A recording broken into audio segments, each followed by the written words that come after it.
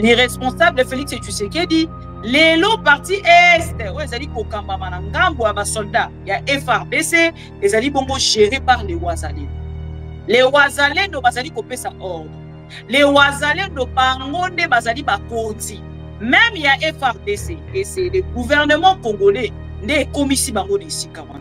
Ouvrir bon abisso, ils allaient en danger. Ils allaient en danger dans Dengenini, ils allaient en danger dans l'Olégué, Yabokamba, il y a Félix Tshisekedi, l'irresponsabilité, il y a Félix Tshisekedi, les lieux et commissions ouvrir en danger. Ouvrir ils allaient bongo, encerclés par Batoya Corneille Nanga, mais ouvrir dans le Kouité. Ouvrir ils allaient nano, dans ma boko ya bateau, bazali kokamba bongo.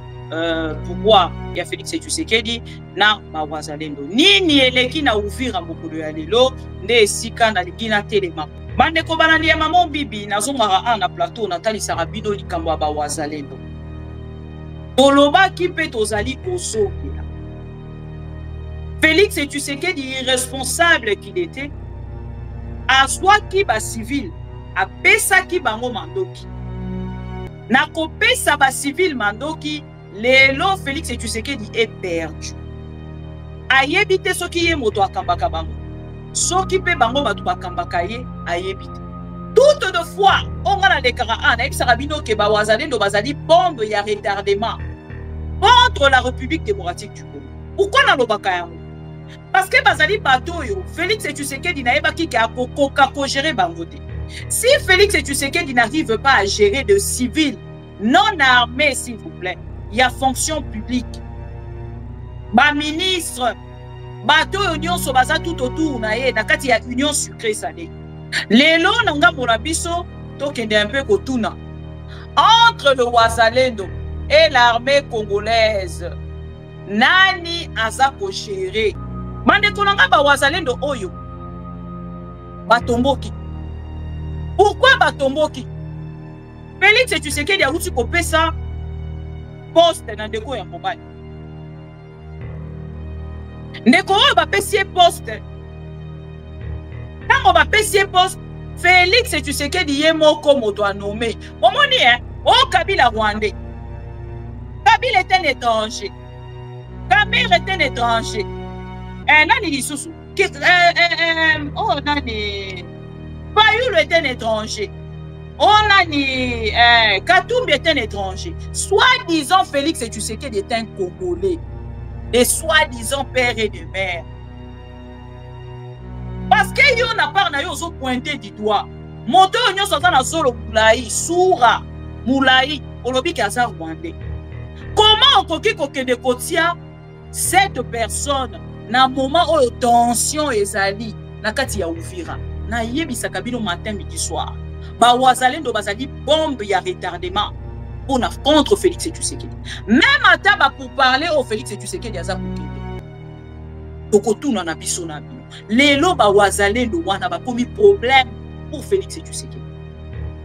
Ba telemeli ndeko mama ni akeo. Ba telemeli ndeko mama ni akeo. Ba lobi ndeko mama ni akeo akoya wate. Ndeko mama ni akero awa na Uvira ko ba paralyser Uvira pendant 2 jours. Pendant que batu musu basa koloba nange sa koti to nini Uvira kuna batu bazo kokima bato yo moto yo Félix Tshisekedi ya. Déjà lelo c'est que sengeli boyeba. Le nombre de wazalendo boyebi ya ngote. Ce que tuni ata Félix Tshisekedi baza combien? Qui le gère? Lelo, ce qui ont allé faire d'essai, Naba Wazalendo, crise ya confiance et Koti Makashi. Le frère de Maman Nyakeo, oh Bozo Komona, Ba Wazalendo, basali trouble, balobi, Bakoyambayete. Bakoyambayete. Félix Azokisa. Et Moukande ye. Mère a éco signé Moukanda. Otale, des ordres aux collègues Katia Ouvir. Et l'obi soki boki Ouvir et quoi, pendant que Bazana Katia distraction, oyo. Boka mwate. Et si on mona mokonzi ya boka boko azara respecter te? Pourquoi baza ko respecter Félix Tshisekedi? Parce que bango na ngambo na bango ba constater que oza makasi te. Oza ko se contenter kaka na bango. Et lelo Ceux qui osent se contenter quand on a bango. Il faut vendre au yoka bango. Ceux qui va imposer il faut yoka bango. Bango ne va komi kokamba yo. Bango ne va continuer yo. Mande ko boka moite. Que l'affrontement entre la République démocratique du Congo, la bande ya AFC M23 et Zonga. Et aujourd'hui, chers amis, Congolais mon kota ko vendre lisu nanga munaye à croire na Félix Tshisekedi. C'est un menteur. C'est un menteur, chers amis. Il est exposé aujourd'hui. Ma mission TV, c'est la télévision des pro-Congo. C'est la plateforme de tous les patriotes avec les infos à temps réel. Vérifié, vérifiable, sans trucage avec Maman Bibi Kapinga. La maman de tous les pro-Congo. La louba révoltée, toujours va vérité pour l'élé, pas de compromotion. Et si Kato Zwaka, ma solonion, Soyamboka Congo, RDC, ma mission TV, plateforme Yaba Pro Congo, ma mission TV, va ezongate, ma mission TV.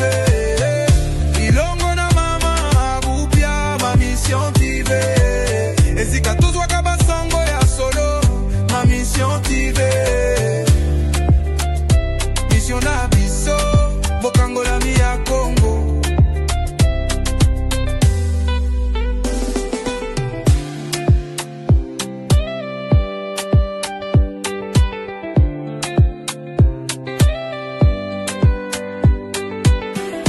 Mission na biso, bokangola mi ya Congo.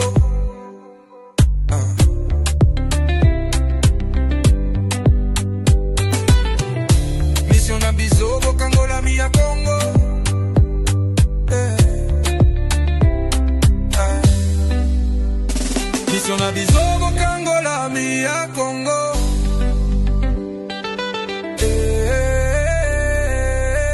Ma mission TV, plateforme ya ba pro Congo, ma mission TV. Parezangate, ma mission TV. Elongo na mama bupia, ma mission TV. Ezika tozwa kabasango ya solo, ma mission TV.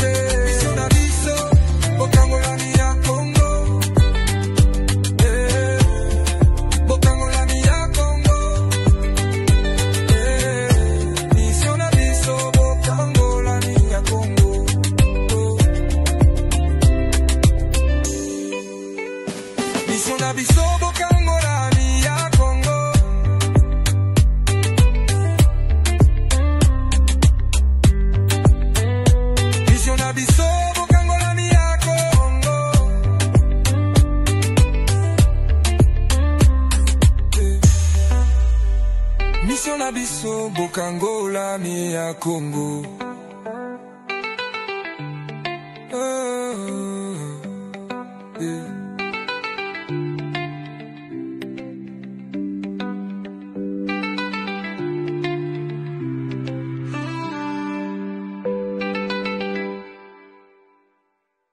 Ma mission TV, le miroir du monde.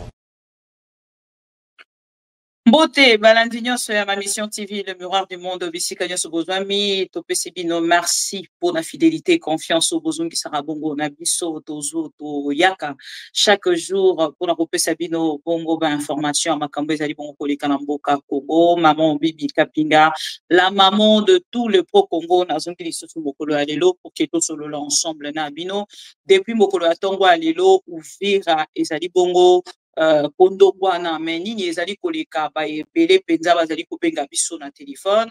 Et la première information nanga, je voudrais bien m'excuser na bandeko nyonso balandanga surtout nanga boya Facebook et de quoi ça qui expliquer na Swahili, je n'avais pas bien compris na chaque texte moko likolo na yango et bandeko ba yebi penza Swahili mam kolekanga ba kendaki pongo na komeka ko rectifier oyo nga na komaki pona kotalisanga la bonne information. Cher ami au Congo, bisika nyoso bozwami, topesi bino merci, beaucoup tani malamu lisusu lelo, nakati ya rendez-vous yaba au Congo. Bandeko balandi ya maman Bibi Kapinga boyebite tango to bandaka. live na biso tosengaka mingi te tosengaka bino eloko ya liboso ko like bongo video na biso ko kende kotia kaka pouce oyo likolo ya j'aime tokei na kotia j'aime to partager pour na bandeko nyonso oyo balandaka biso na bokebi soki peza ina ndeko moko oyo yebi nano akenda bongo na kolanda biso te yebisa ete oyo ozali bongo komona tobengaka ye maman Bibi Kapinga la loupa révoltée, la loupa consciente, tobengaka ye la congolaise de valeur et bref tobengaka ye la maman de tous les pro-Congo parce que na ngambo na ye atala ba Congolais bazali pro Kabila, pro Vital Kamerhe, pro Tshisekedi, pro, donc il n'y avait pas l'intérêt de Congo na ba pro wana nyonso et biso tokendaki na kopesa ye esika kobenga ye la maman de tous les pro Congo yango wana tozali bongo na kati ya rendez-vous oyo mokolo ya lelo. Chers amis pro Congo, to tie bongo na kati ya titre na biso Uvira. Pourquoi? Parce que Uvira pour na biso ezali en danger. Ezali en danger na ndenge nini?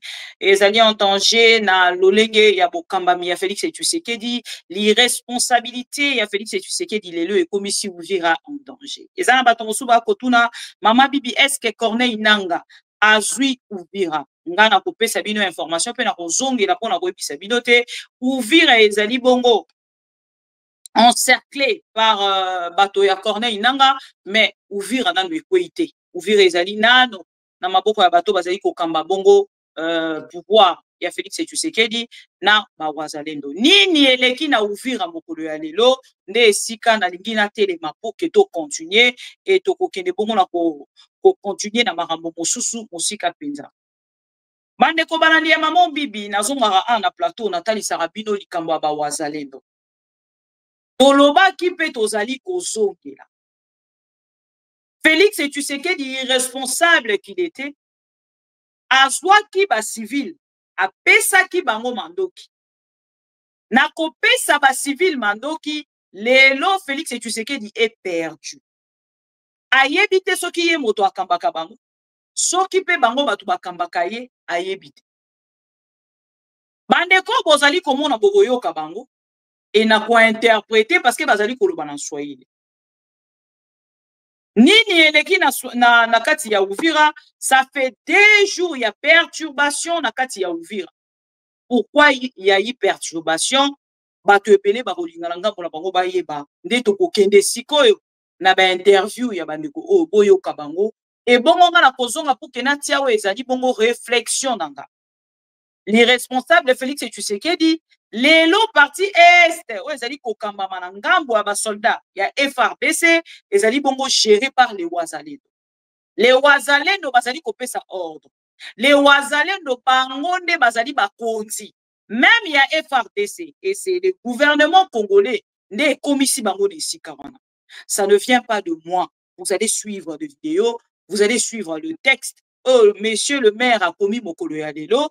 Nde bokokende na ko comprendre qu'est-ce qui se passe réellement na Uvira. Ma mission TV, l'information en temps réel. Tolandi bandeko oyo bongo tozonga tout juste après pour que totia bongo ezali réflexion na ngana lobaka toujours teta molale kara awa na lekibino nyonso na mayele te na yaka na oyo ezali bongo réflexion na nga ko kabola yango la ba congolais o balingaka bongo ko zwa information ya oyo ezali koleka na kati ya mboka na e na koyeba na ko kabola réflexion na nga na lobaka pete na ba congolais nyonso te boloba amen non okende pe na ngambo na bino kopesa pe oyo ya bino likanisi na oyo etali bokoko n'est-ce pas tolanda video pendi kama biko na bakomanda region yabo ya asili yabo ya Kinyarwanda atupendi hapa Uvira.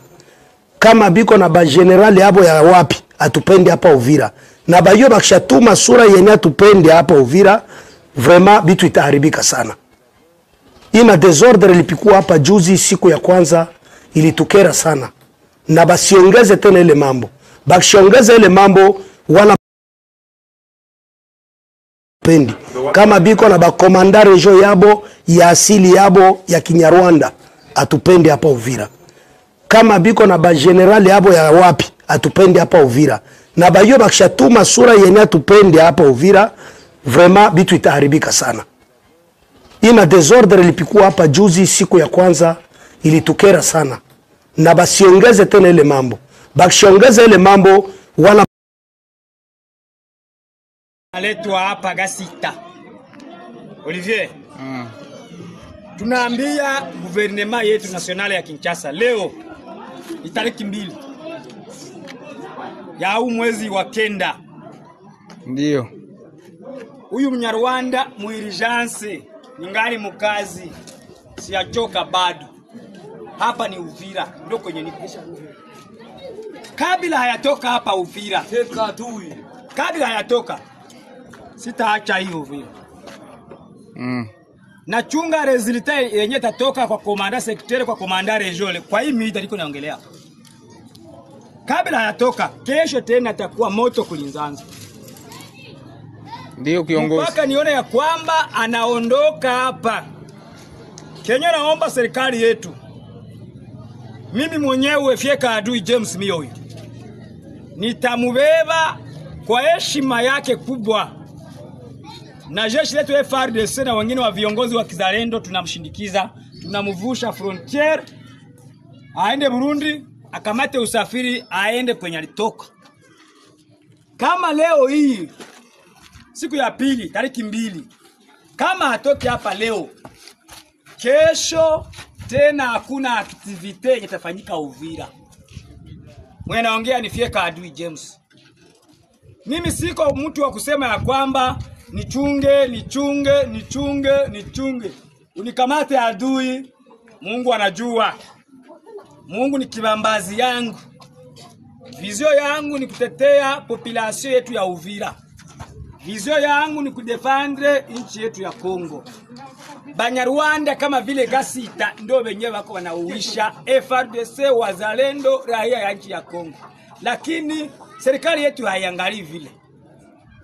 Nampatia 24 Gasita M23 Gasita alikamatisha Bukavu, alikamatisha Goma.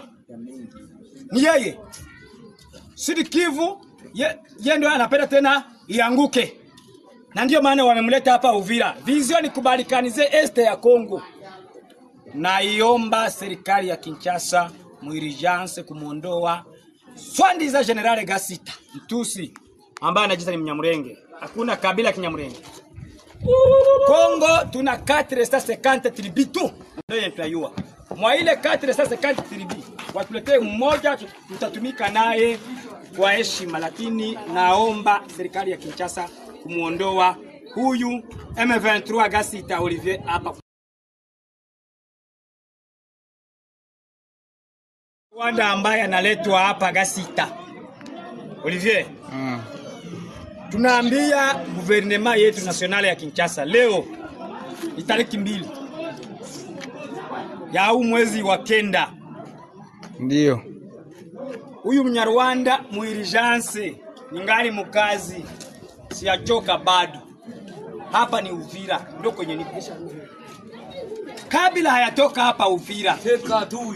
Kabla hayatoka sitaacha hiyo Uvira. Na chunga resultat yenye tatoka kwa komanda secteur kwa komanda regional kwa hii mida liko naongelea. Kabla hayatoka kesho tena takuwa moto kulinzanza. Ndio kiongozi. Mpaka nione ya kwamba anaondoka hapa. Kenya naomba serikali yetu. Mimi mwenyewe Fieka Adui James Mioyo. Nitamubeba kwa heshima yake kubwa. Na jeshi letu FARDC na wengine wa viongozi wa kizalendo tunamshindikiza, tunamvusha frontier aende Burundi, akamate usafiri aende kwenye alitoka. Kama leo hii siku ya pili tariki 2 kama hatoki hapa leo, kesho tena hakuna activite itafanyika Uvira.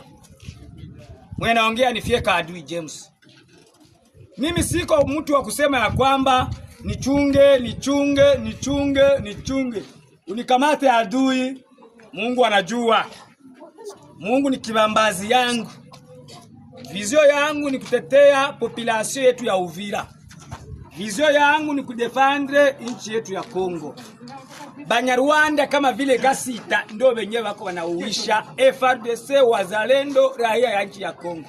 Lakini serikali yetu haiangalii vile.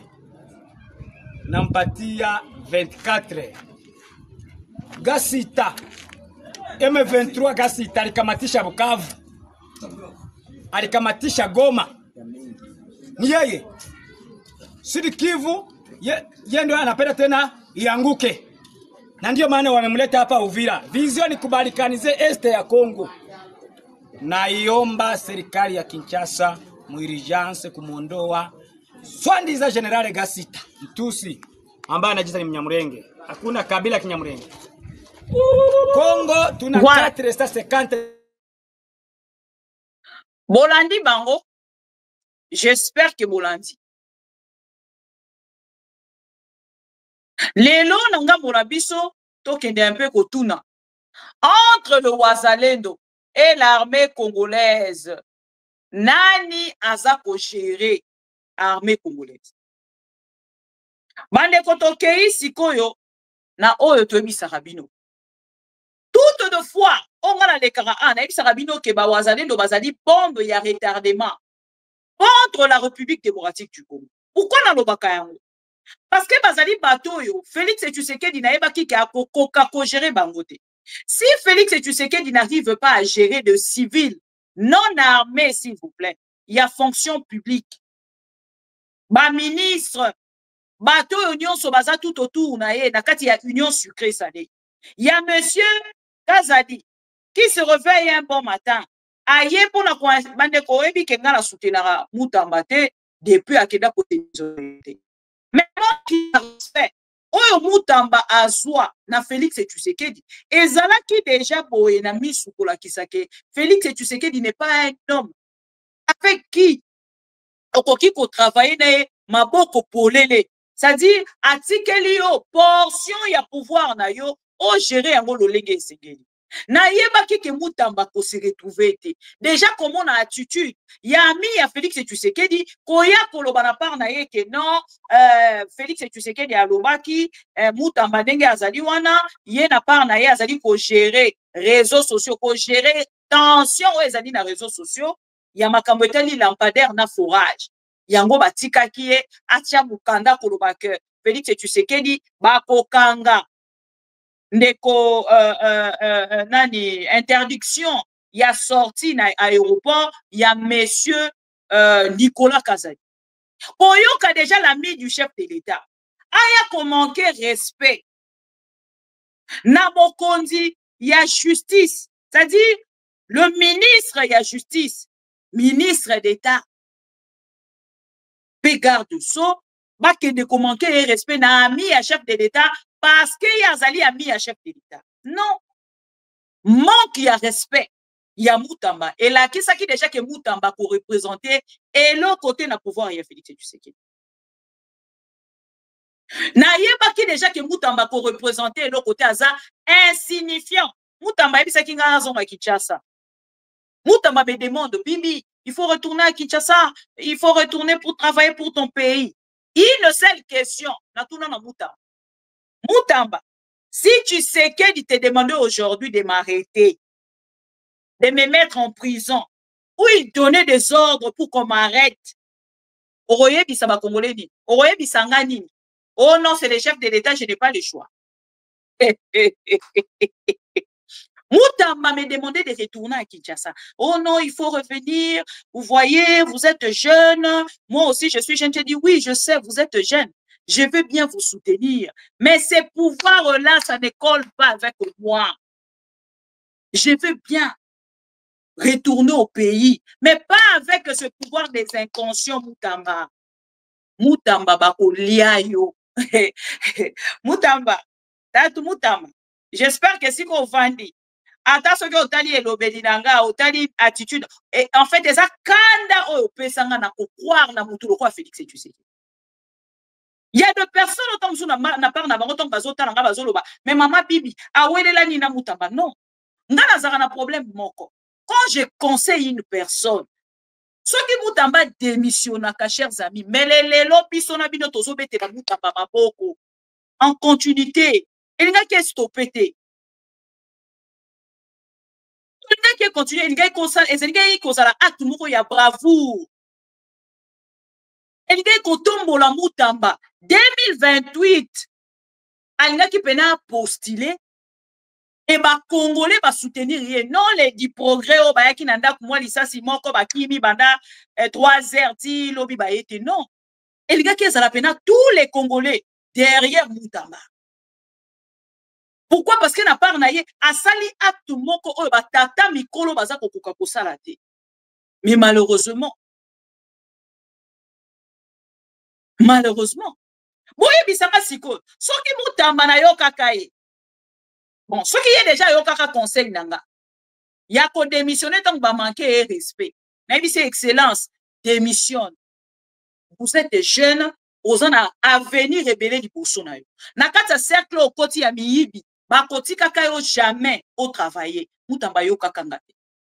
Bon poser maintenant question na Mutamba soki nga siko na part nanga na yo kaka ye na kei na aéroport ya sa vingtaine na suis avion tweet Kinshasa na momo ya Mutamba mano militaire ye wana kuna prison na ena nozo ba okoka ko déterminer ngote prison ya Mutamba bazo kokana ko déterminer ngote ngana ningena suka wapi ningena koma kuna koma yembaka ngana kende wapi ngana kende wapi ngakaka wa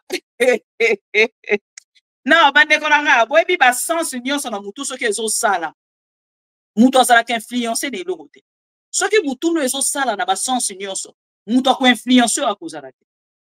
Posez maintenant la question à Mutamba na minute oye na 6 mois kaka ya pamba ba pese ya poste a perdre ango nga siko na sala ke erreur wana na kendaki Kinshasa erreur ngena suka tomoni yango na bande ko ebele aussitôt bazui pouvoir atiki makamunyo sazai kosala na poto nga pena banda ko soutenir Félix tika na kene Kinshasa ye wana mbango ake Kinshasa akomi kuna déçu depuis na yawa bayambaka nga kutute na vanda kaka atiki musala na ye o bande ko zota mususa ta mwa 2000 € na ye na poto abandonné nyonso na mwasi na batu ake kukozwa mwasi asika na Kinshasa ndako asika mwasi asika na espoir ya ko bénéficier na pouvoir à Félix Tshisekedi.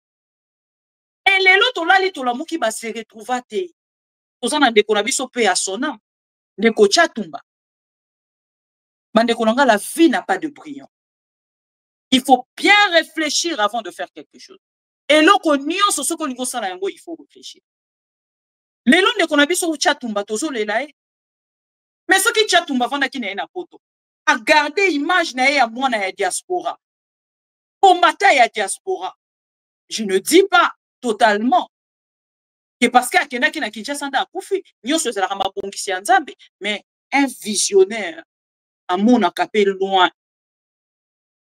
atali alobi ngana bato fo musika pembeni te famille na nge zawa bana nanga bazawa Kongo wana Vital Kamerhe zaka yembo kote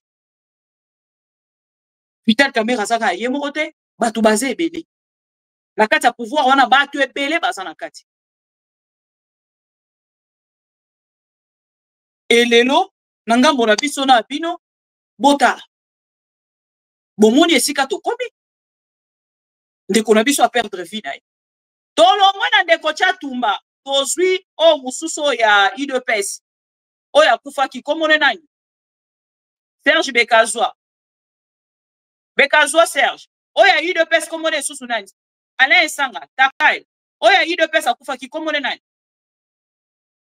Oya UDPS akufaki pardon s'il vous plaît kombo ekiminga ça fait pas longtemps oya UDPS akukufa bozo kanga kombo na e Wampanga akufi kaka boy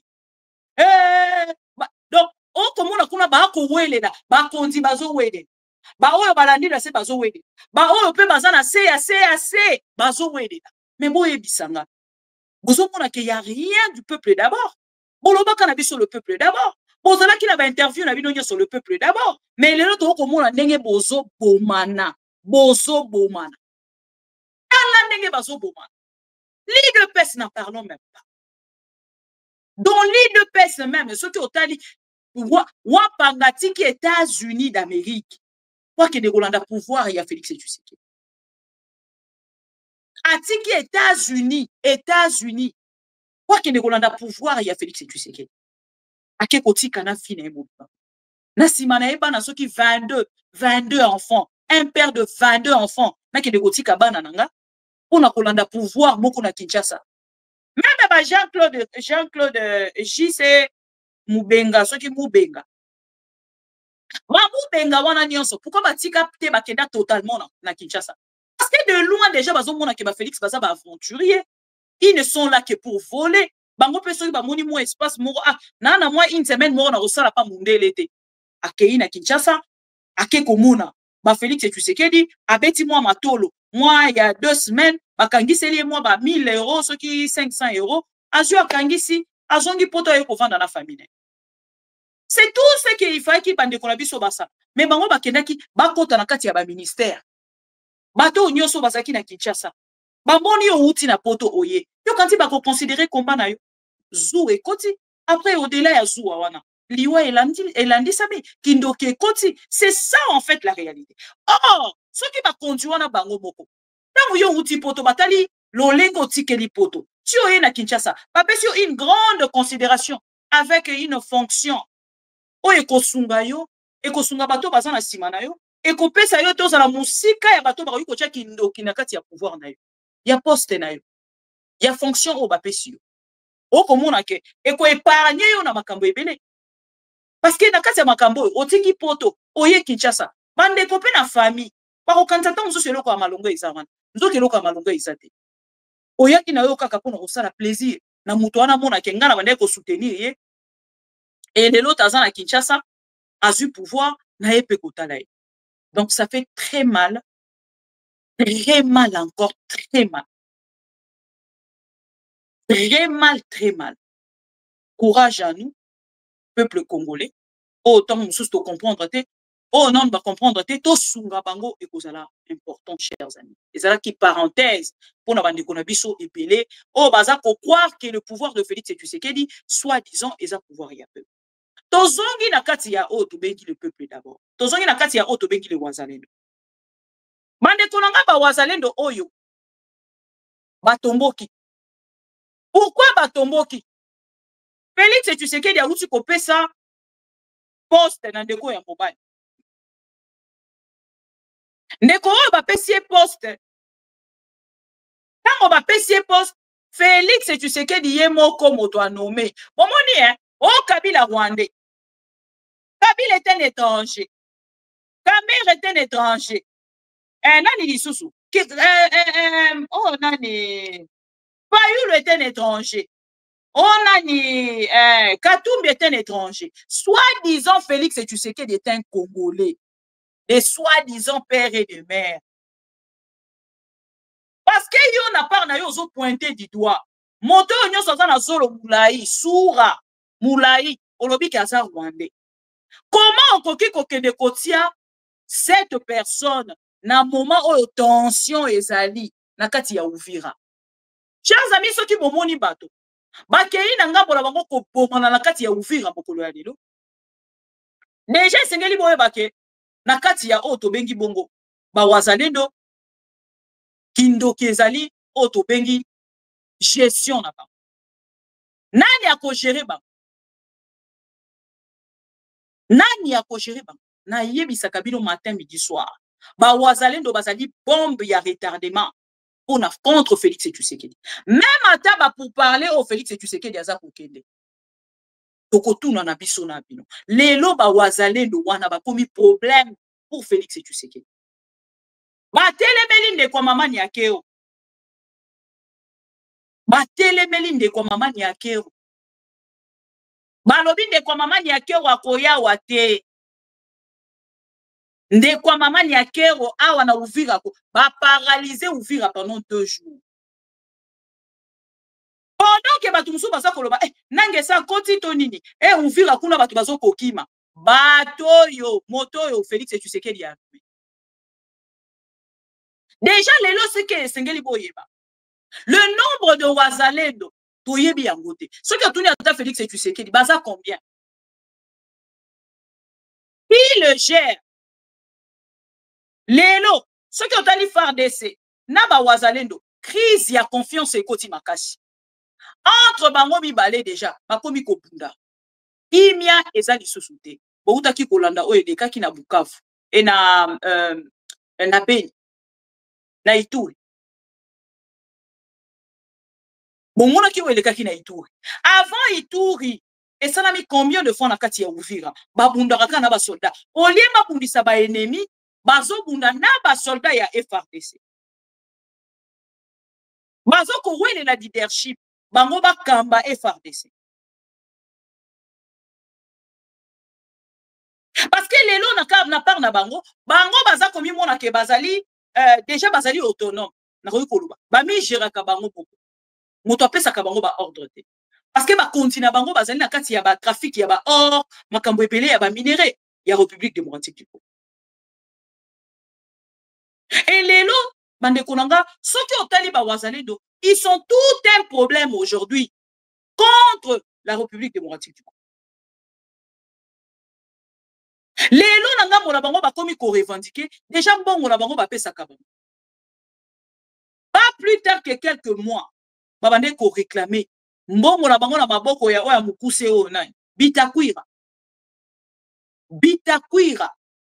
bapesa ki est $400,000 apesa ba wazalendo Bitakwira a pris cet argent akei na yango kosala na yango oyo ye alingaki e bandeko wana batombokaki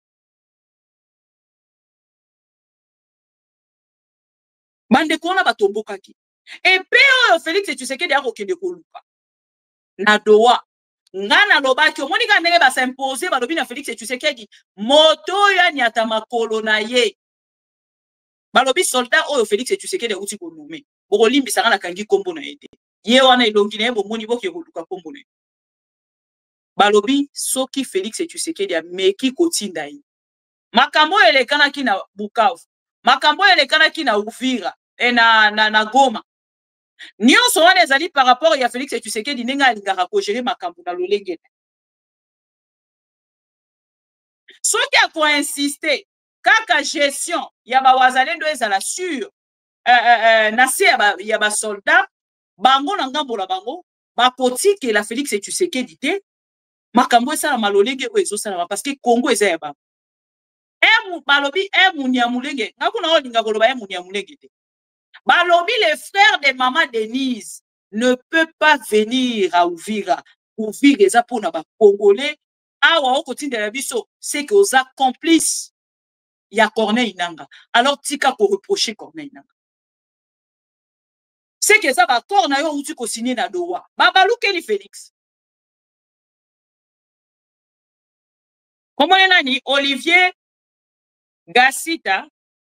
Ok, merci beaucoup Kaposa. Merci beaucoup. Na kobenga ina kombo ndeko Olivier te na kobenga eka na kombo ya ndeko ya mama Nyakeo. Le frère de mama Nyakeo oh bozo komona. Ba wazalendo basali trouble balobi bakoyamba yete. Bakoyamba yete. Félix azongisa. E mukande ye. Mère aye ko signer mukanda. Botale désordre ezokoleka na kati ya Uvira. Et lobi soki boki Uvira ekwei pendant que baza na kati ya distraction oyo boka mwate. Boyoka na kati ya lettre. Le maire a signé message officiel. C'est avec regret que nous constatons 2 jours de perturbation des activités dans la ville d'Uvira suite à la contestation d'une décision du chef suprême président de la République démocratique du Congo. Et ceci sans entrer en contact préalable avec les autorités. Non, avec l'autorité locale. Toutefois, nous avons vu et attendu votre colère et vous exhortons, hein?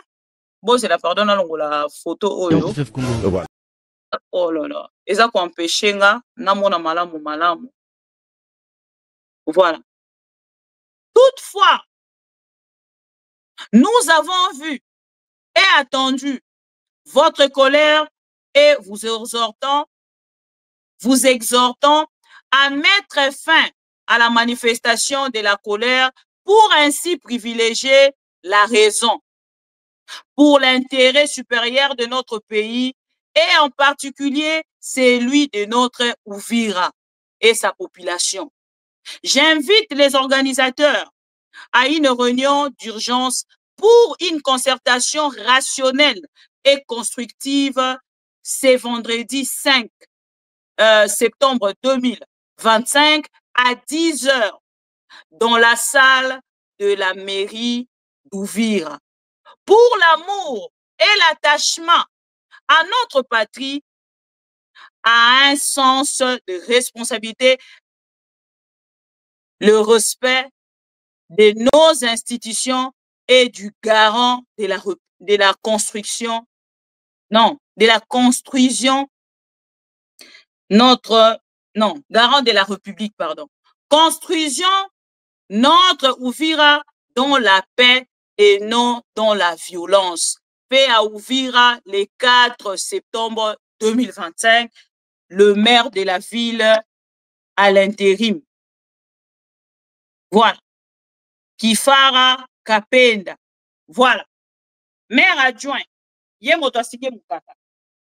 Siko boye bisanga, chers amis. Comment un chef de l'État akoki na ngambu na ye konome mutu et lelo bato baza des hommes armés, ba civil oye achaki na armée, ba wazalendo ba contester nomination oyo mokonzi ya mboka asali.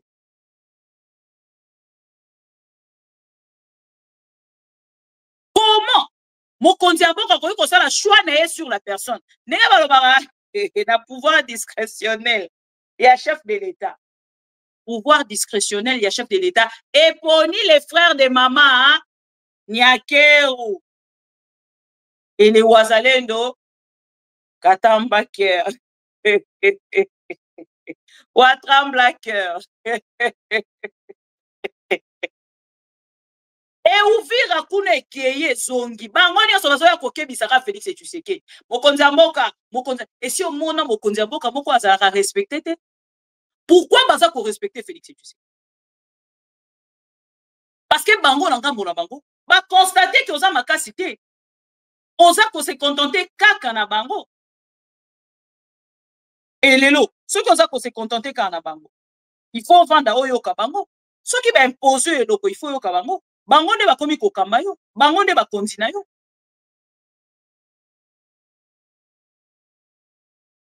Bango nde bakonzi na yo.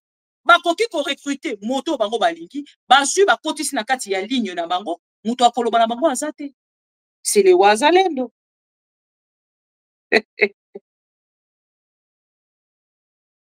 Voilà.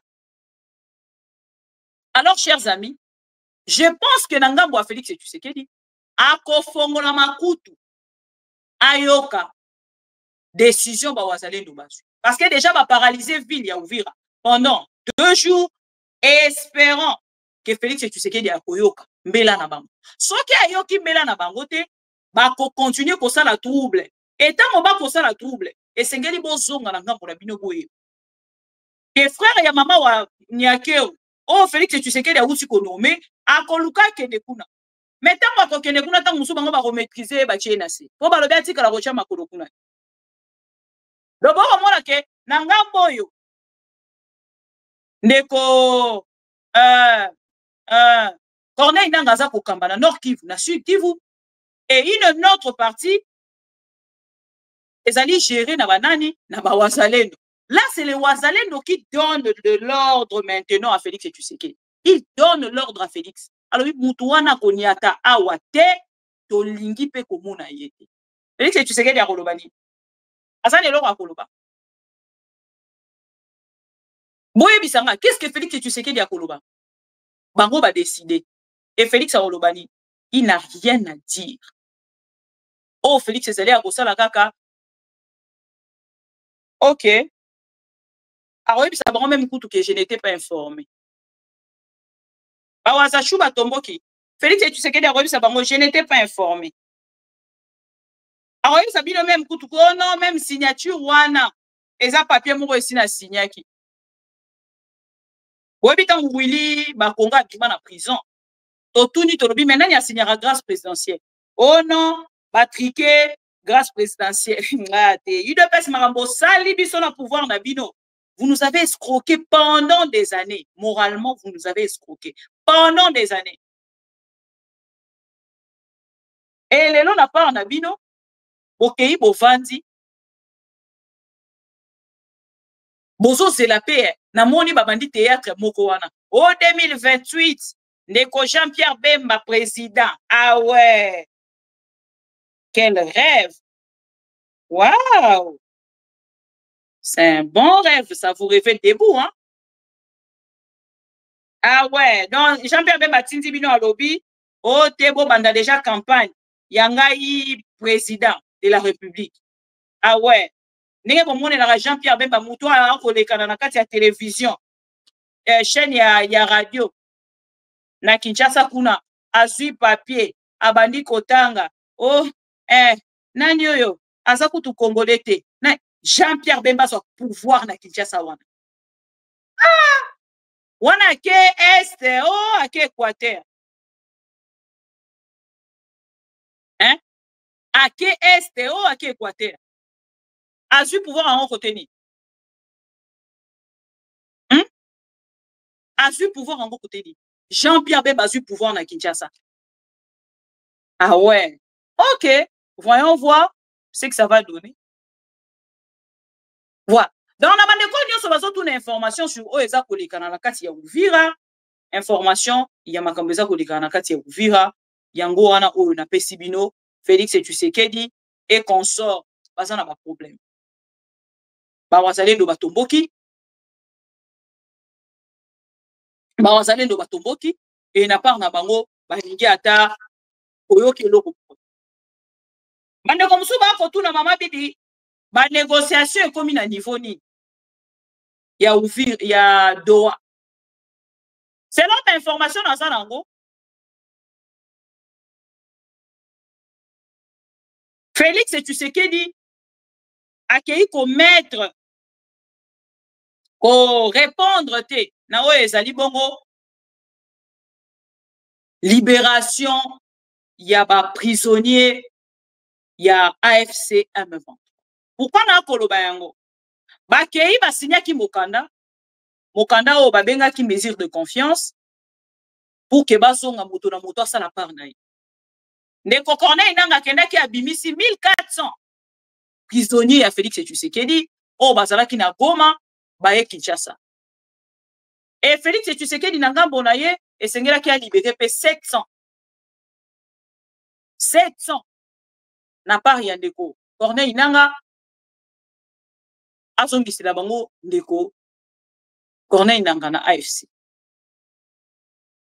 Lelo Félix Tshisekedi selon ba information autozui plus de 400, plus de 300 selon les informations bazali bongo bakufa sona okoluka. Bande ko na plus de 300 bakufa déjà. Et lelo Félix azoye bata ko banda wapi? A libérer nani? Atika nani? Et ce qui tozongi selon les informations on a vu, mes respects mon général pour les infos. De comment bien maman bibi kotanga ka source na yote. Bon on a bengi ka mon général maman va suivre source sango. Donc on va dire ça va généraux nyonso. Baba ndi ko fouiller téléphone ya moro nani ya benga bibi kapika. C'est fort ça. Mandele loko. Ils sont tous maîtrisables. Ils sont tous maîtrisables. Même Félix Tshisekedi est maîtrisable. Même les Ouazalendo sont maîtrisables.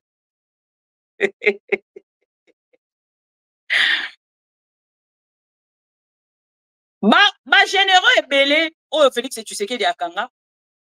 Akanga bango aloba oh en intelligence avec l'ennemi. Lelo nangambo na ye. Tango amoni, bon mona ki na pesa ki bino liste moko. En fait, les qui stratégie à Félix Tshisekedi on a contourné en fait liste on de Corneille nanga pesaki.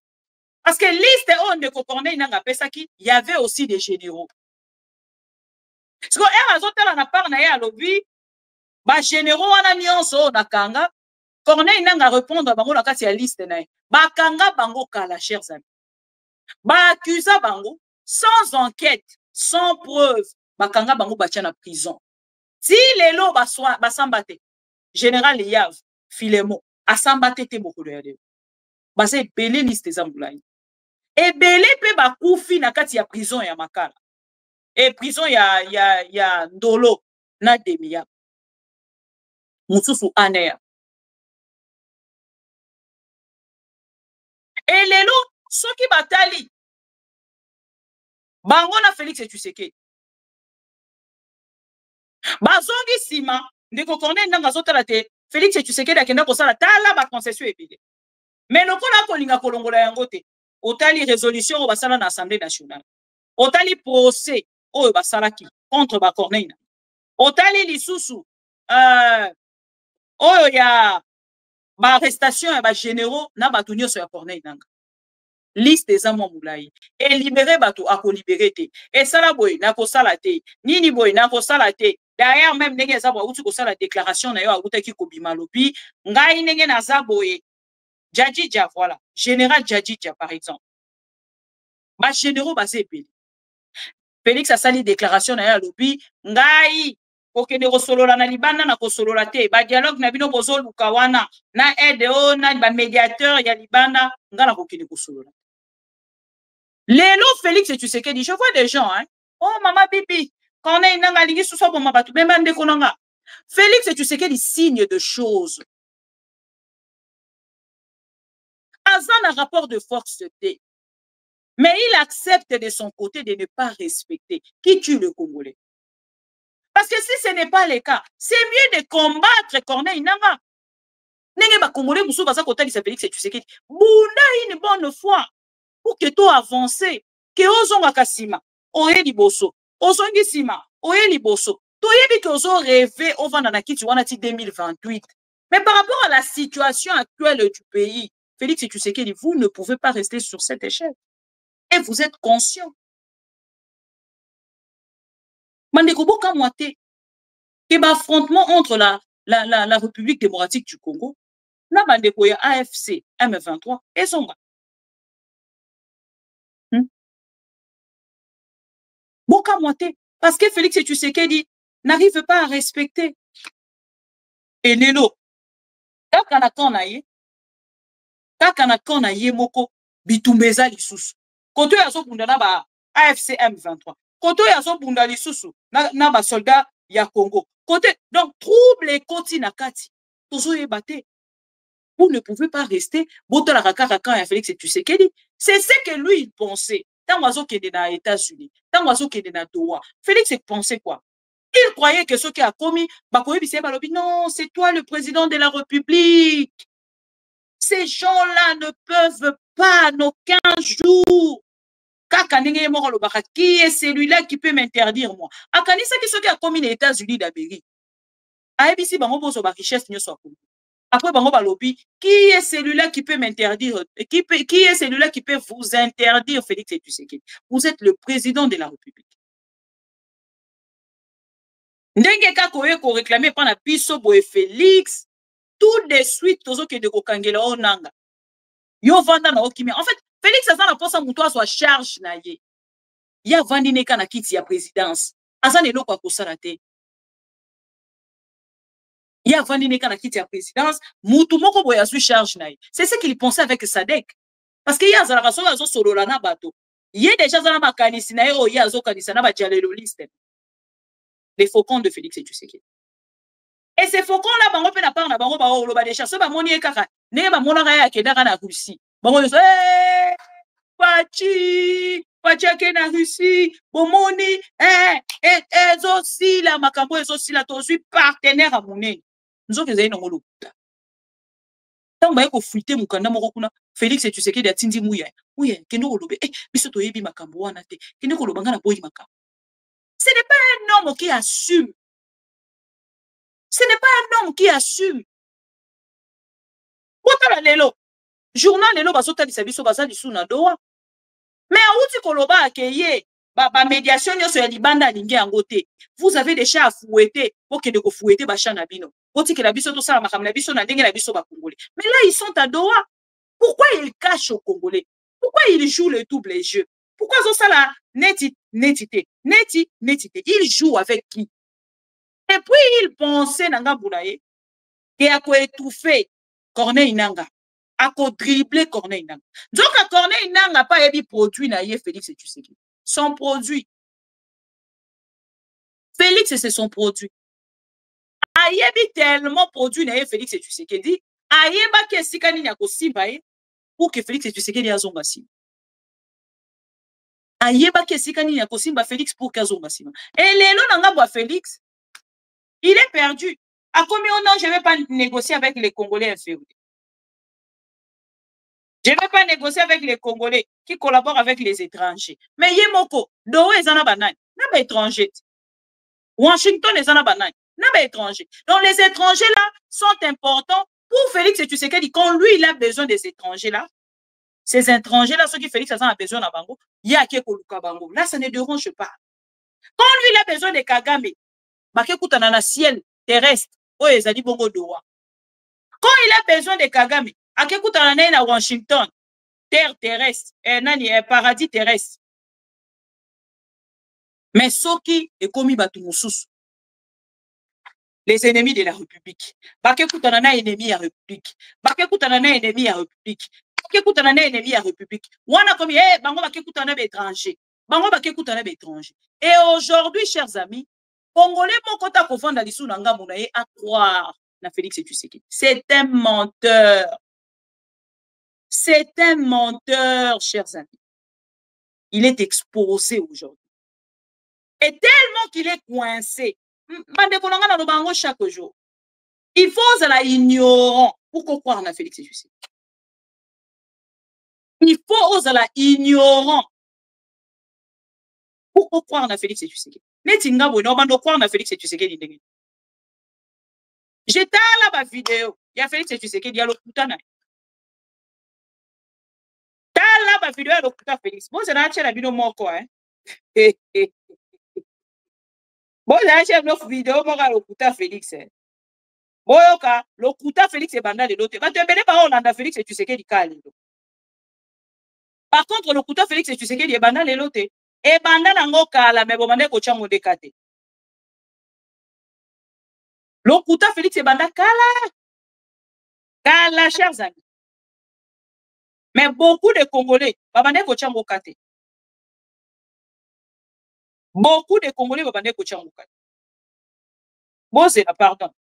Et yelinga ka wena chele binora lokuta moko ka era mo extrait kaka. Ya lokuta moko Félix et Tshisekedi. Lokuta moko Félix et Tshisekedi moko kaka, pas deux. Isa si moko. IDPS, tension ça va. IDPS, tension ça va. Boza malam. Ah, lokuta moko Félix et Tshisekedi ezalaki awa, eza wapi? Oh là là, qu'est-ce qui se passe? Lokuta moko ya Félix et Tshisekedi moko kaka ebelete. Ah oui, passez cette vidéo. Ah là là là là là là. Nakolukela bino ango, je ne sais pas place na place ango téléphone na comme na vidéo tellement ébélé. Donc son a proposé bino moi lokuta moko Félix et Tshisekedi. Au moins tant ça que ko bata ma quelque part. Asana ekaka mabata mika quelque part. Nakolukela bino. Nasana balokuta tala ebele à Félix Tshisekedi. On a Félix Tshisekedi sur Azolanda en toute intimité. Là il m'envoûte pour que vidéo mon ate. C'est ça il de pèse. Moi na ça ko envoûter nga vidéo mon ate. Azokanga moté ma vidéo mon ate. C'est Félix Tshisekedi. Je connais ces jeux. Je connais ces jeux. Maja Félix Tshisekedi toye bien mon nuance. Bon, c'est la pardon, la zone Lukango, tac, tac, tac, je ne retrouve pas. Ce n'est pas grave. Soyez là qui proche, na ngena la kisabino yango bo ba lokuta Félix eza tala ebele soki tobandi kotiela bino yango bokokoka kotala te bokoloba soni même bato ya IDPS lelo ekoma soki ozongisi lokuta ya IDPS ya Félix ozongisi kaka lokuta ya Félix na télévision bato ya IDPS basiliki soki ozongisi kaka lokuta ya Félix ye mutu aloba mais lelo soki biso tozongisi yango oluki problème na bato ya IDPS pourquoi koki kodiffuser vidéo wana tu n'as pas le droit de diffuser cette vidéo. Vidéo on a soko diffuser kaka lokuta na ye moko. Oh non, ngai so na komi na pouvoir na kopesa bino ba nani ba policier mutu na mutu kozana. Oyebi ke bo constatera te boyo kama maloba na vidéo wana. Soki na komi na pouvoir na kopesa policier kozala na mutuka na ye na voiture na ye. Mutuka na ye na voiture na ngolo bani. Botu na Félix Tshisekedi. Policier moko na moko kozala na mutuka na ye na voiture na ye. Mutuka na ye ningo lobani. Voiture na ye ningo lobani. Chers amis, soki tokei na doa ezosimba te. Et lelo Félix Tshisekedi azwi ba opposant en otage. Pourquoi naza koloba yango? Parce que les opposants congolais, une grande partie est ce que qui base à la conférence de paix en Afrique du Sud. Mais dans le moment où Banabino, Félix Tshisekedi a bloqué bango nyonso na Kinshasa. Na moni moto ali boso ndeko Jean-Marc Abound, ndeko Martin Fayulu ya lobaki a kokendete, azana camp de la patrie. Nini Jesus. Ndeko Martin Fayulu lobaki a kokendete. Parti à Moïse Katumbi. Bango esengela ki déjà bazala kuna. Nini lisusu. Voilà. Mais bandeko nyonso ya ba opposants bazana Kinshasa, même les journalistes. Félix Tshisekedi a boyi kolekisa bango bake d'Afrique du Sud. A boyi kolekisa bango bake en Afrique du Sud.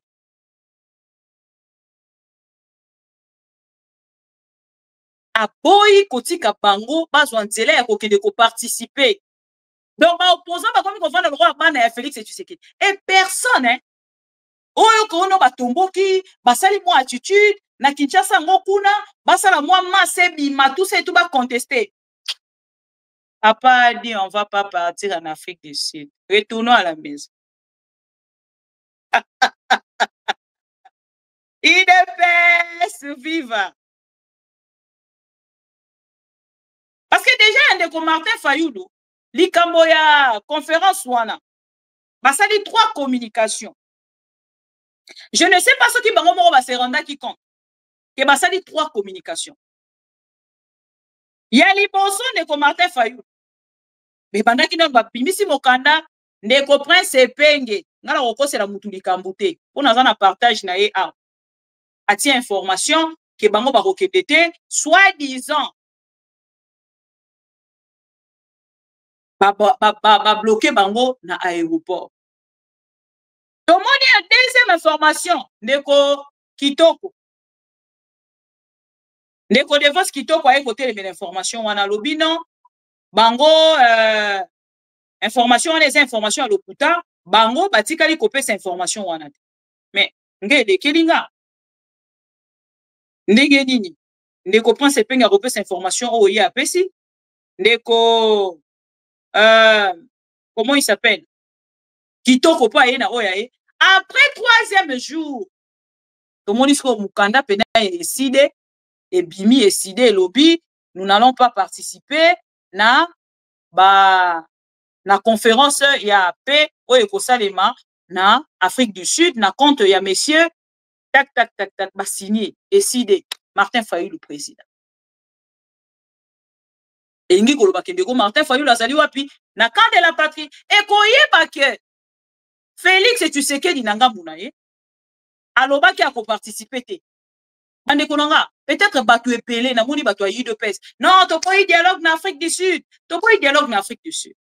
C'est un souci, chers amis, la communication. C'est un grand souci, la communication. Donc, Félix n'arrive pas à faire comprendre à ces dialélololistes que oh, ils ont pour ça en Afrique du Sud, ils allaient conférence y a paix. Conférence y a paix, on est allés ni. Batu wana bake kosangana kuna te po bango ba ina Félix. Non. Bake kosangana. Ils allaient conférence y a paix. Nako benga ngoni.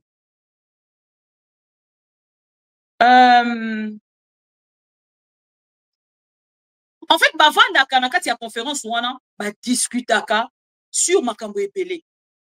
Mais il y a tout au thème nango ezalaki sur le dialogue. Et na kati ya thème wana balobi na ba problème au République démocratique du Congo ezanango to faire participer bango.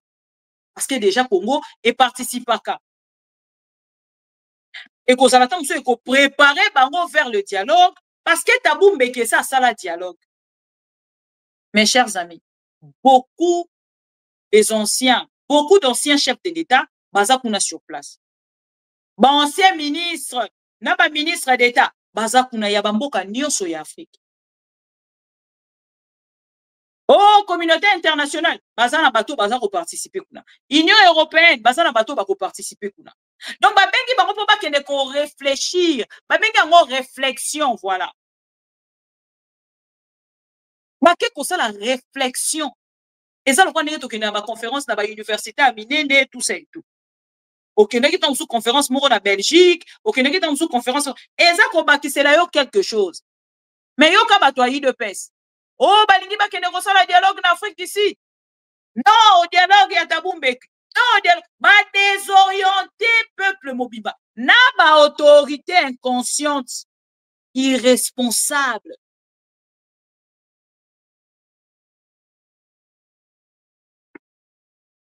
Et c'est là qui est juste, et ça ka na ebité ça le quoi, et ça conférence ka ya paix. Et ça dialogue était batoyi de pes. Tala ninge boko misara peuple soba.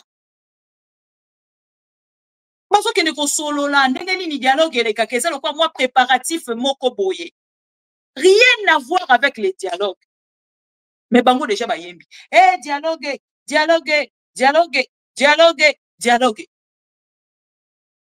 Et Félix tu sais que dit lokola ye azana posa. Te akene na dialogue na minute oyo. Azana posa tikala na pouvoir ti 2028. Lokuta Félix tu sais que de rotika na 2028 était. Au kofanda na kiti wana ti 2028 était papa. To côté les melayo. To côté les melayo. Tu rêves debout. To côté les melayo zo rêver debout. Et bango ba keite. Ndeko Corneille nanga pa tindi batuna ye. Na moni ndeko ya LGB ya ndeko Martin ya Matata Ponyo. Bango pe batindi batuna ye. Nani lisusu ndeko Moïse Katumbi atindi batuna ye na ebite soki ba opposant mosusu bakei. Donc liste ya ba opposant o nyonso baza na Kinshasa bandeko ba opposant baza na Kinshasa ngana tangi tweet ya ndeko komone nani Kabund na tangi tweet ya ndeko Kabund na tweet ya ndeko Kabundo na tangaki sisiko na moni mosusu te na tweet ya ndeko Kabund alobi boye bose ndeko Kabunda alobi bandeko photo mona za nango pardon boka ndeko Kabunda alobi à la lumière des événements qui se succèdent en République démocratique du Congo, il devient évident que la chute du régime Tshisekedi inscrite dans l'ordre inévitable de l'histoire. Bozola. Voilà, tweet ndeko Kabunda. Kanda ya, soi-disant baboyelie au lekana aéroport. Elle surviendra bientôt. Et son avènement sera à la fois brutal, douloureux, comme toute fin de règne bâti sur l'injustice et le mépris du peuple. wana tangu ndeko Kabunda soi-disant baboyeli visa na oloba soi-disant parce que baopposant bazala prête à tout baopposant mosusu bazali na posa kokende te ere amoni kaka ke kuna nayoki o bazoboyela bato koleka na aéroport ye pa koti mbala moko baboyelinga koleka na aéroport baopposant bazala bongo avandi na mwa mingi nayebi ndeni bafonctionnaka nayebi ndeni bafonctionnaka nayebi ndeni bafonctionnaka baopposant na ngambo na bango nayebi ndeni bafonctionnaka donc ndeko Kabunda alobi baboyeli bango kokende na Afrique du Sud. Donc, tant que papa il va au en Afrique du Sud, ça lui a tweet. Et s'il. Donc, papa a refusé que nous puissions sortir aujourd'hui. Papa interdit la sortie de tous ses enfants opposants en République démocratique du Congo. Allez, quand papa a refusé, on fait quoi? Quand papa refuse, quand papa insiste, papa dit non, on ne discute pas. Le nom de papa n'est pas discutable. Tous les enfants, on valise. On retourne à la maison. Papa a refusé. Papa Fatia a refusé. On puisse aller en Afrique du Sud. C'est ça l'opposition. C'est ça l'opposition. C'est ça l'opposition, non? Alors, les opposants, nous les opposants. Papa Franck Diongo l'a pêché au mbote. Il y a Jean-Claude Vouemba. Il y a eux Yango. Parce que bino boza opposant boza libanda mboka boza épargné yo Jean-Claude Vouemba ngoza la fini popo agao ovanda rana ndako na Kinshasa ngokuna na moya ngokuna Félix azoredier azosala oyo ya alingi tango alingi c'est moi le chef. Qui est celui-là qui peut m'interdire moi? Allez, retournez à la maison, il n'y a pas l'Afrique du Sud. Kabunda paye on a suivi valise. Azoginda. Hein? Allez, oh, cette Kikouni, pas d'Afrique du Sud. Ok? Papa a dit. Ah, la juive valise. Papa a dit, on ne part pas d'Afrique du Sud. Nani susu Kinshasa kuna? Nani susu? Hein? Nani susu aza Kinshasa kuna? Botangi na ba opposant bana Kinshasa bazwa libanga na bango non contrôlé. Ba opposant ni susu bana Kinshasa.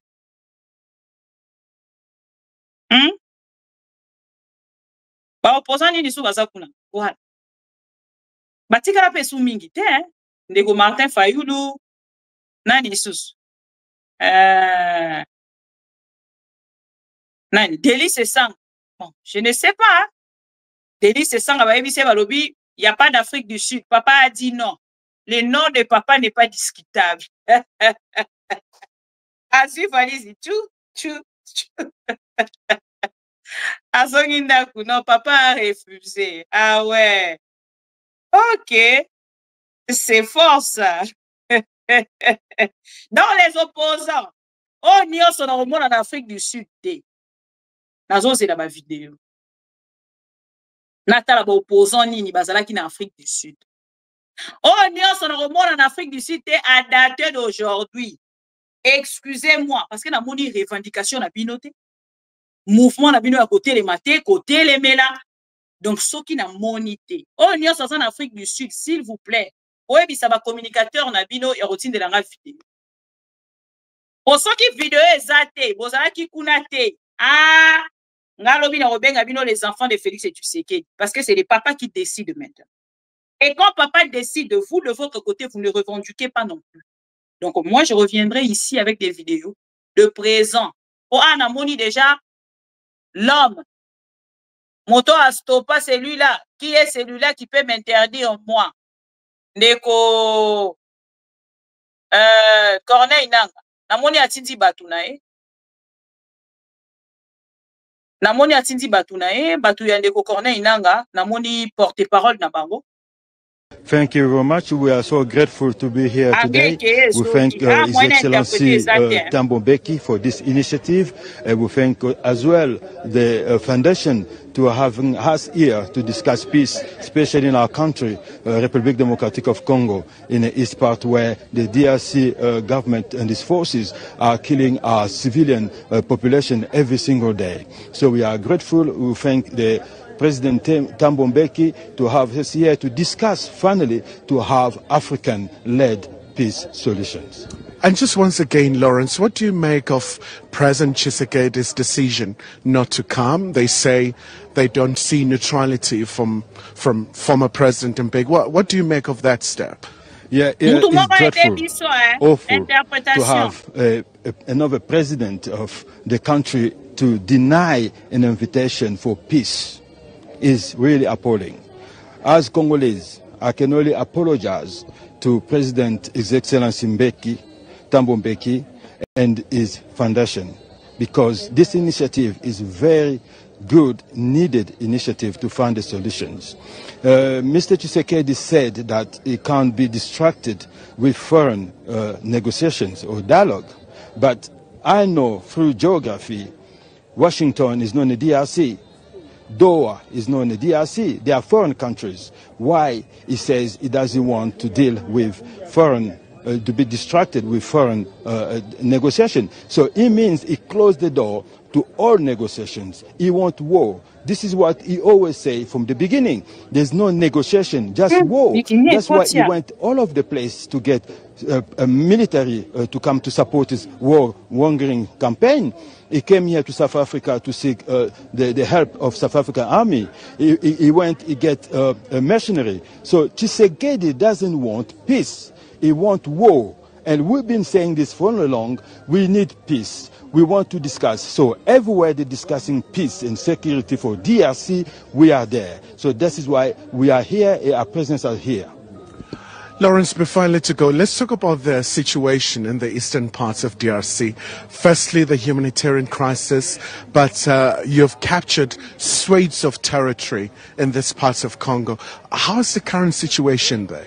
The current situation as we speak in a moment, there is a drone CH-4 of DRC coalition forces that attacking civilian population in Minembwe as we speak. In Uvira, where there's a HQ, they're coordinating attack against all civilians in a densely populated area. They're bombing and killing and displacing many of our population. The situation is dire. The hate speech is up and rising. Even this morning, I released a communique on behalf of our organization telling the world that the hate speech has gone up and hate speech crime has risen as well. So many people have been killed. So the situation is very bad in the moment. So we've been asking the DRC government to have talks since we've been in Sabinyo.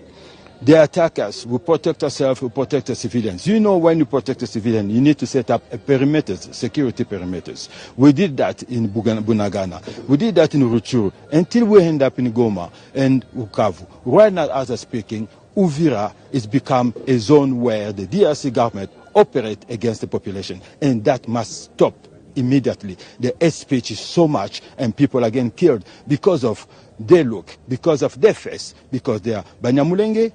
They say there are no Congolese. The exclusion is evident in this country, portrayed by DRC government. Ndeko Kanyuka.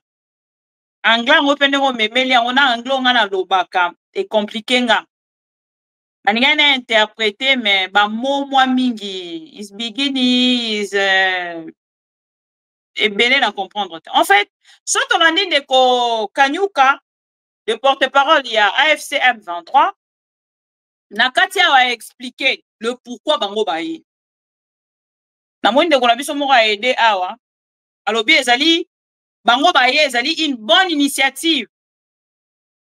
Parce que bango partout où on parlera de la paix pour la RDC, l'AFC M23 sera présent dans l'intérêt collectif. Voilà. Ndeko na biso moko a commenté a AFC M23 protège la population civile. AFC M23 balobi sunini Félix Tshisekedi alobi dialogue eza distraction. Or azoyeba te ke bato oyo ya AFC soki bazokende esika oyo ya kete bakobeta biloko mosusu oyo ye Félix Tshisekedi alobaki te mpo bango bana avance anglais oyoki ndenge ndeko abwaki anglais kuna donc azosolola anglais lokola azosolola français soki azalaki na Kinshasa mpo Félix kaka mpo na anglais anome yo na minute oyo soki ndeko Kanyuka azalaki na Kinshasa ndenge Félix azosenga baposte wana bapesa liste soki batie kombo ndeko Kanyuka tout de suite Félix Tshisekedi anome bomonde bakamora mwasi wana ya Kinshasa te bomoni bango yide pese kambo bomoni tiko ndeko Kanyuka oyo soki akepa Félix akomi ministre affaires étrangères.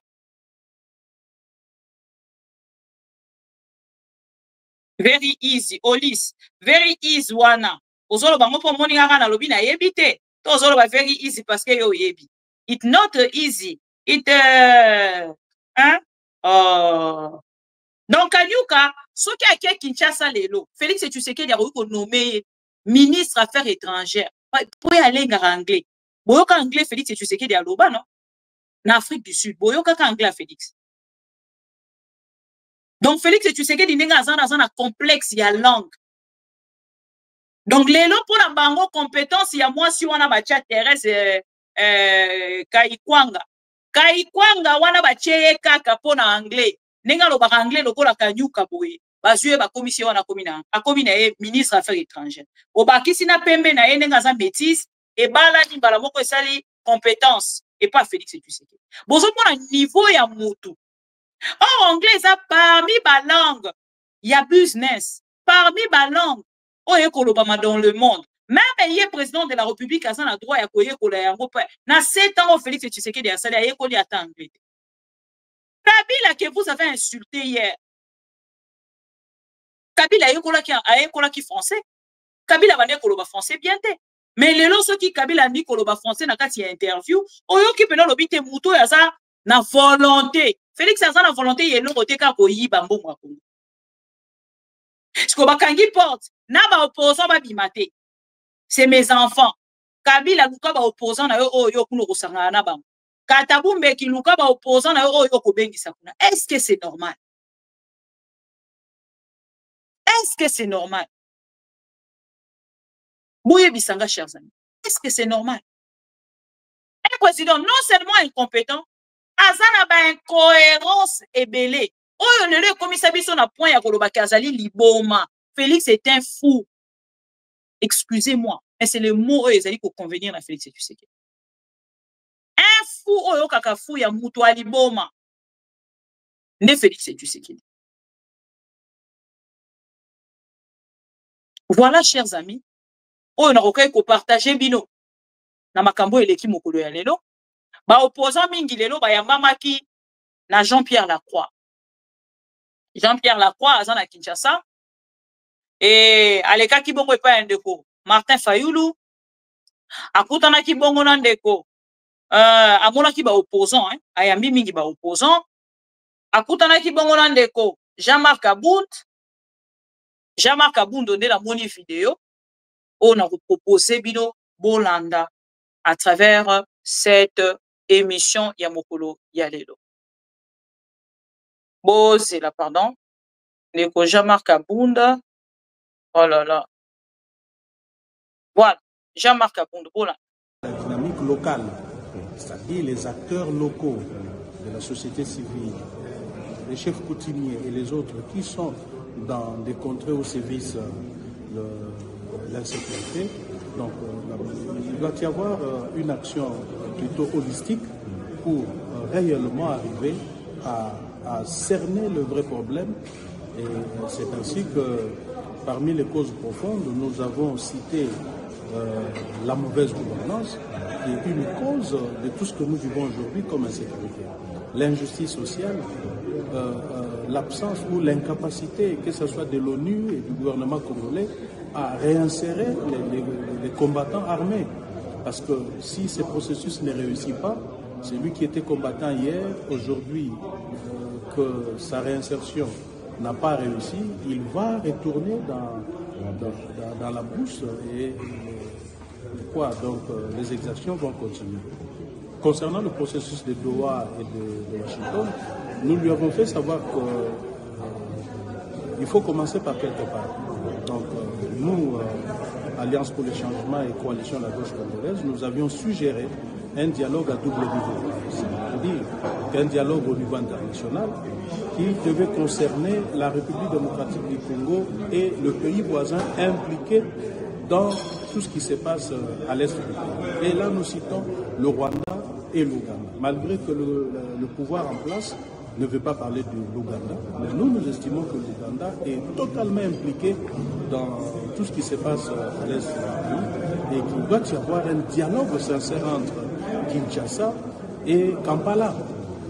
Donc, cette politique de l'Autriche entre les deux pays ne va pas faciliter les choses. Et finalement, un dialogue interne, un dialogue inclusif. Nous avons martelé sur ça.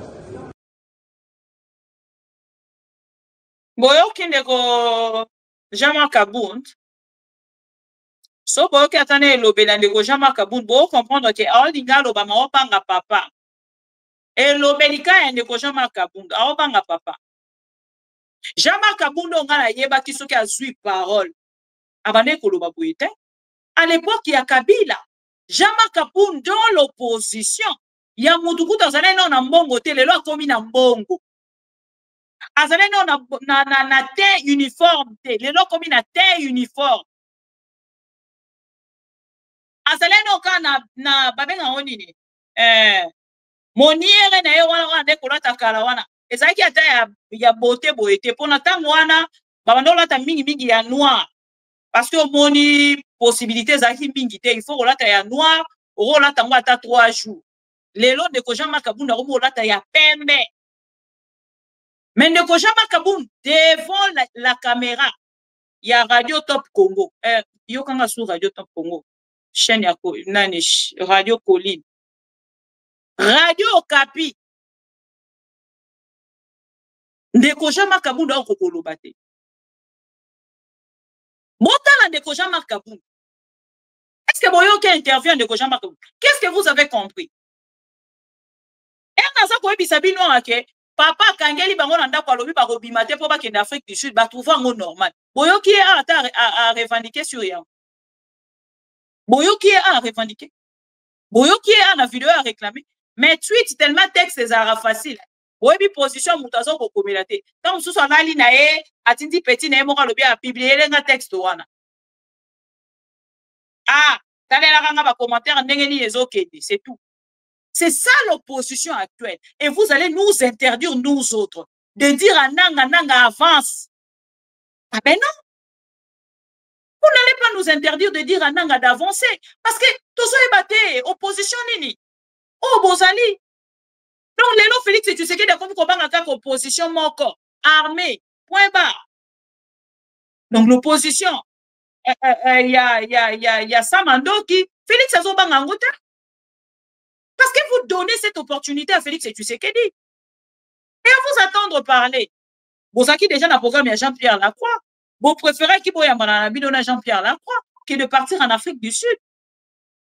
Momoni Mundela Zoya, Roya, quand même, n'a pas parti, n'a biso, et toi, qu'est-ce que je vais aller foudre il y a en Afrique du Sud? Envoyez-moi des vidéos, les enfants de Félix et Tshisekedi. L'opposition de Kinshasa actuellement, désormais, vous êtes les enfants de Félix et Tshisekedi. Ceux qui vont les enfants de Félix et Tshisekedi, alors envoyez-moi des vidéos au bino bosu courage.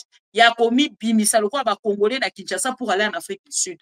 Où vous étiez invité pour réfléchir Congo. La paix dont M. Jean-Marc Abound parle, il y a micro, il y a radio Okapi, il y a moi qui bino qui ne partager intelligence. Pas devant la caméra, mais dans une conférence.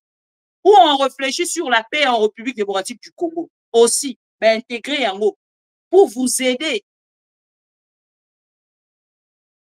Mais bon, Ndeko Jean-Marc Abound, je suis désolé.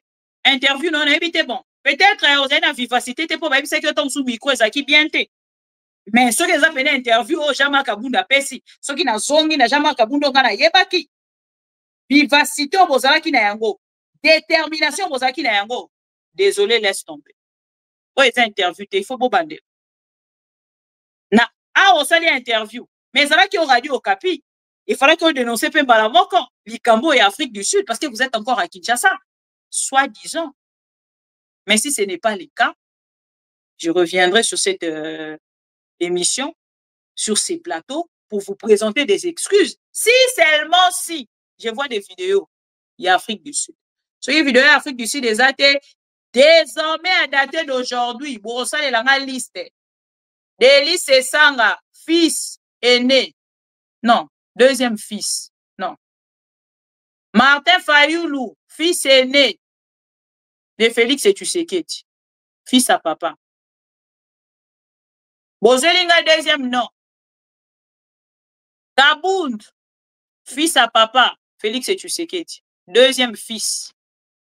Roi, Bozelinga, combat nani tozo, entre Seth Kikuni, nani, comment il s'appelle? Delis Sanga, nani azamukolo. Delis Sanga, nani, Najamaka, nani.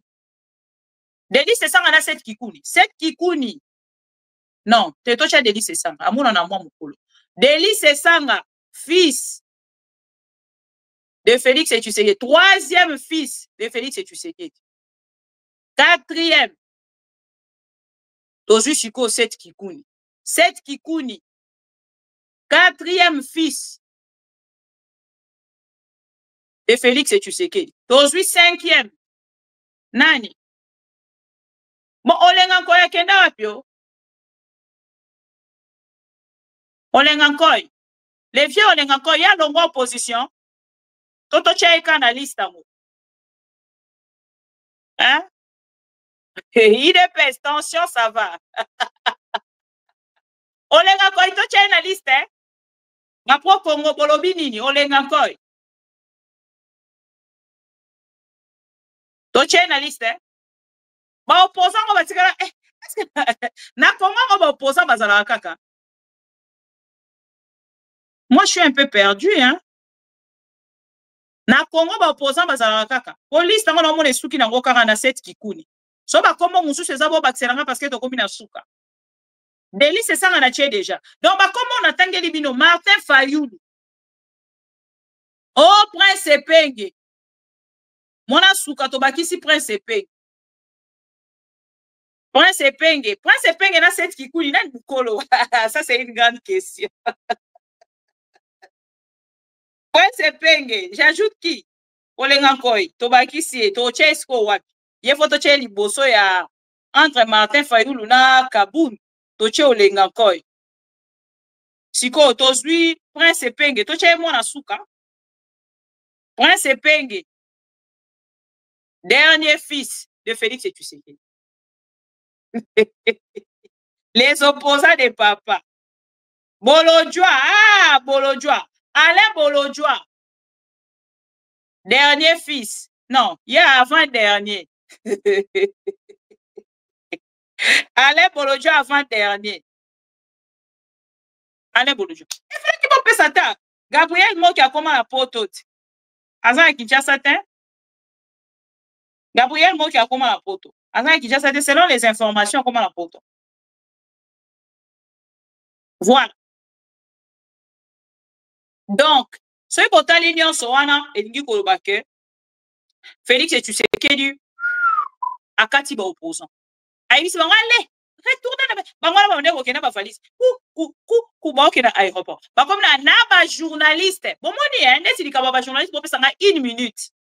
1 minute kaka. Ces journalistes là à l'époque il y a Kabila. Ba ko kene ko participer na makambu ya opposition. Bakei peut participer dans ma campagne pouvoir. Mais les autres bakei ko signer contrat na Félix Tshisekedi baliara nando kité. Baliara nando kisa ni morote. A obomayo.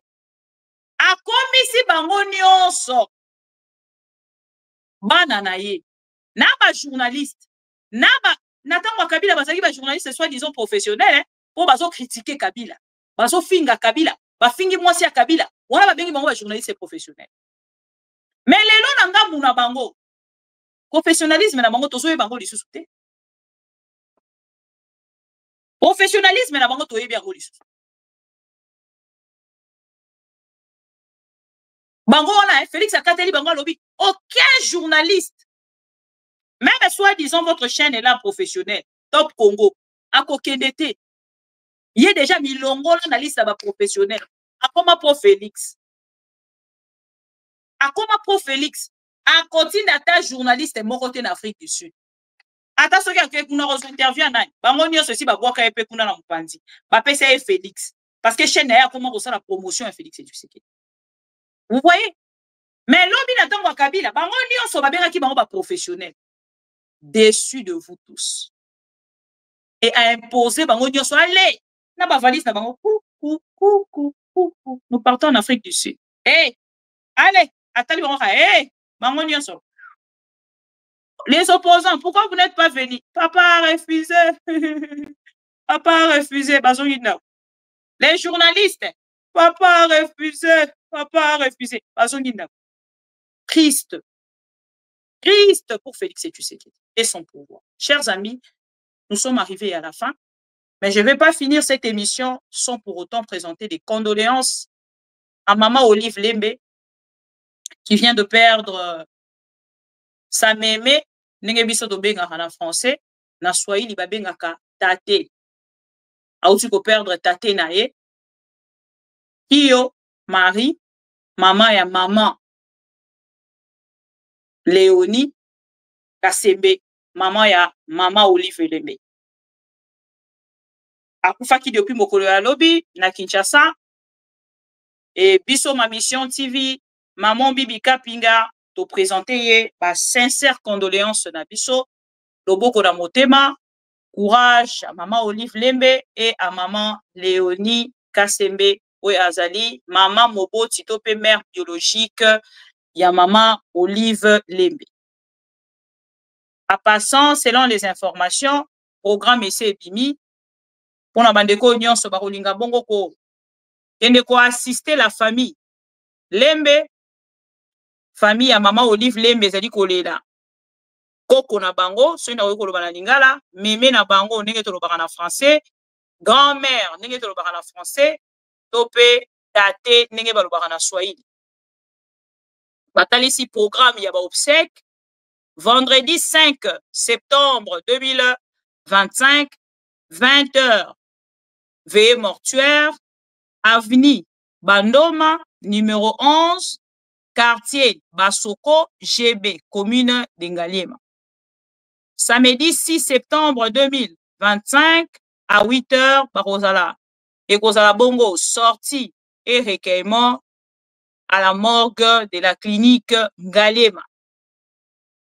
10h30, il y a le 6 septembre toujours, messe de suffrage à la cathédrale de centenaire protestant Lingwala. Le même 6 septembre à 12h30, et Kozala Bongo, lever du corps pour inhumation na cimetière, il y a nécropole. Voilà. Donc, yangoana, les commissions autant mosusu boyeba kite na ngambo na bino, que maman Olive azali bongo. Éprouvé information yangoana, ma mission TV et que ibongo na kopesa bino, maman Olive a perda ki tate na ye Marie Kiyombo, akufi na 85 ans. Et voilà, ma condoléance de la part de ma mission TV et na maman Bibi Kapinga. Voilà, chers amis pour Congo, c'est par ici que nous allons mettre point à notre premier numéro. Il y a émission na biso mokolo alelo potozonga tout à l'heure. Ce qui m'ongate na ko présenter bino ba excuse que to kutana bongo mokolo ya lobi. Bonne soirée na bino nyonso. Merci na bandeko nyonso bozala kiwana. Onanga lokola nga pe nazalaka pona bino olingi obima na video olike opartager et talisa na ndeko ntango mosusu azali kolanda biso nano alaika émission te nano asabona te lelo tozali kokonte 273 000 abonnés grâce à votre fidélité et confiance et soki bokosala yango ekozala eloko ya malamu pona biso okutani mikolo mizali koya pona ba information mosusu. Bonne soirée à vous tous. Merci, au revoir.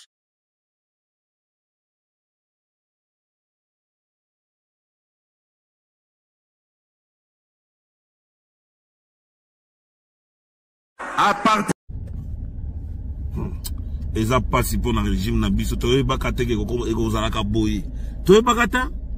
Ce qui me tu es baka. Ah, pardon. Et la culture du mensonge est en train de gagner du terrain.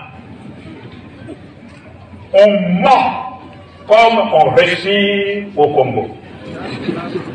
On ment pour couvrir ses propres inerties. On ment pour couvrir son incompétence et parfois pour justifier son irresponsabilité. On ment.